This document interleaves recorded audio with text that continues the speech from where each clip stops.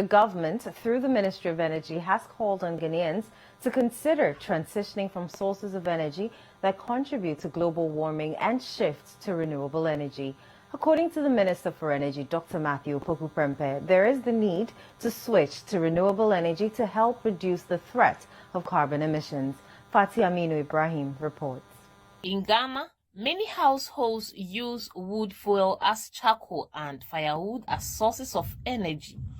The ministry is thus calling for a switch to renewable forms of energy and liquefied petroleum gas to prevent the destruction to the environment. According to the Energy Ministry, the cutting down of trees to serve as firewood causes desertification, which contributes to global warming. He adds that global warming has resulted in the change in rainfall patterns, led to the destruction of water bodies, forests, and many other natural resources.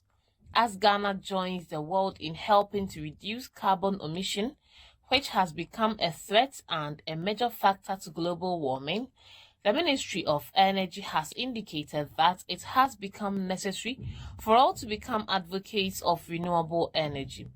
As part of strategies to encourage Ghanaians on the need to shift to renewable energy, the Minister of Energy, Dr. Matthew Opoku-Prempeh, has called on the National House of Chiefs to spearhead the agenda of switching from wood fuel to renewable energy and LPG as part of Ghana's energy transition agenda.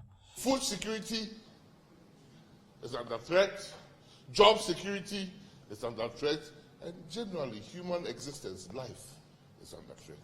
So we came here today that the whole world has identified the sources of these pollutants that we seem not to be able to get over because we use it in our everyday activity.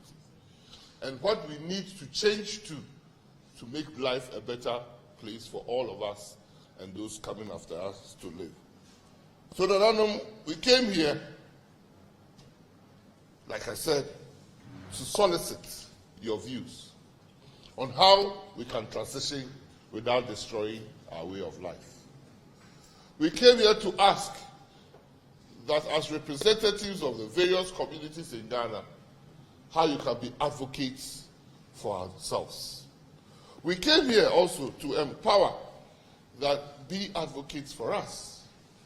And let us empower you with the information that you need so that your communities can also be empowered and informed. The minister spoke at an engagement with the National House of Chiefs on Tuesday, 31st May 2022 in the Ashanti region. The National House of Chiefs noted that while it is important for the country to make profitable use of natural resources, it is incumbent on it to put strategies in place to contribute to the net zero agenda in order not to disadvantage the next generation. It is very important that as we use the resources of God, the resources God has given us, we ensure that we let future generations also benefit. They should not unduly be disadvantaged. We must generate and use energy to grow and develop our nation, but we must also ensure that the harmful effects of global warming are minimized for the benefit of the current and future generations. The Ghana Irrigation Development Authority is pushing for what it calls a special utility tariff regime for smallholder farmers as well as mechanized farms.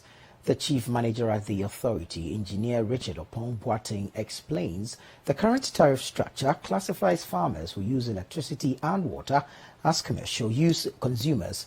Now speaking to City News on the sidelines of an e-mobility and climate smart agriculture summit in Accra on Tuesday, Engineer Richard Opon-Boateng outlined how that classification is hampering food production. They pay, they use electricity, and I think they pay what we call like a commercial rate, and we think that for them it's quite expensive for them, and the government can have special tariffs. I mean, not like a lot of subsidy, but in between the commercial and let's say domestic rate. If they can fall within, I think that will help them. You know, some of these farmers are not producing on commercial level. I mean, they produce to feed their families and maybe sell small to the areas where they are farming. So they don't make a lot of profit from their production just to feed the family and maybe a support to maybe some of the external families. So if like commercial production, those who are doing it commercially, for them, they can pay the high tariff regimes. But for the commercial farm, the smallholder farmers, it's not possible they can do that because of the scale of production. It's quite low.